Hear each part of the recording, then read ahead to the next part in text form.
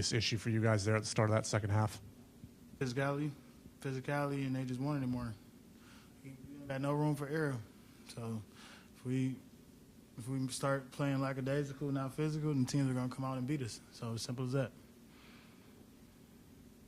Is there a way where, like, you guys see that you're slipping a little bit? Is that maybe on the veteran leadership of this team to say, hey, guys, I can see it happening. Maybe let's try to nip it in the bud before it gets overwhelming?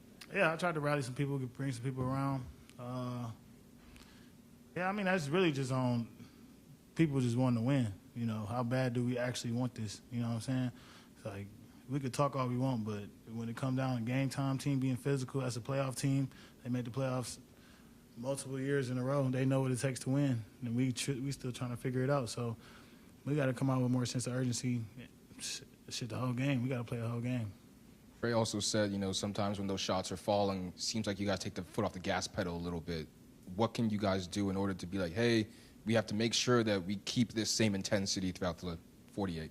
I mean, we always got to just stick to our defensive principles, like talking on defense. That's when we're at our best, when we're getting stops, getting out in transition, and we just got to remember that.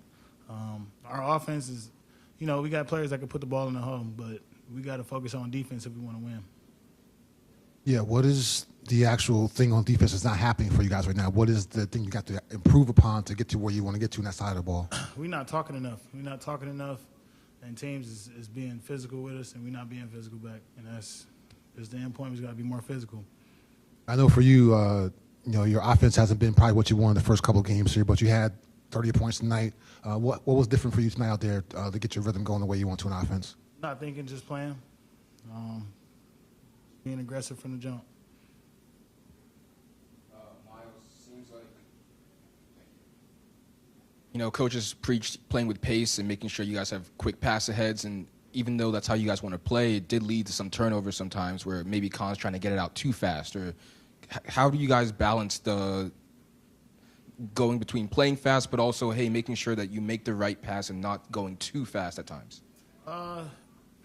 It's going to be, you know, pros and cons to everything. You know, if you want to play fast, you know, sometimes it's going to be aggressive turnovers. And if you play slow, then, you know, the con of that is not playing fast and not getting, you know, teams getting set up. So, you know, that's fixable stuff, things we can fix. Starting five tonight, Coach went with Colin and LaMelo in the backcourt for the fourth time this year. What are you seeing with that tandem in the backcourt when they start together and starting unit for you guys, that starting five? Is that any different when starting three rookies or the unit when you start Brendan Miller? What are you seeing with that start lineup that you guys have right now with, you know, Colin and Melo in the backcourt together? I mean, whoever's starting on the floor is just got to come out and compete, you know. I know Colin's going to bring it out every time he plays, and I know who started last time, Sion, I know he's going to bring it every time he plays. So, and I don't think those guys are really worried about the starting lineup. It's about, you know, who's playing the right way, who's ready to compete. That's all we need to worry about. Like, you know, the lineup's going to take care of themselves. It's really about the fourth quarter for real, who's out there in the fourth. It's been a struggle the past few games for Tajon. He had a bad shot tonight, and you're the first one up to him trying to keep his head up. What are you saying to him in those moments? I mean, shit, like Rod said, I've been struggling too.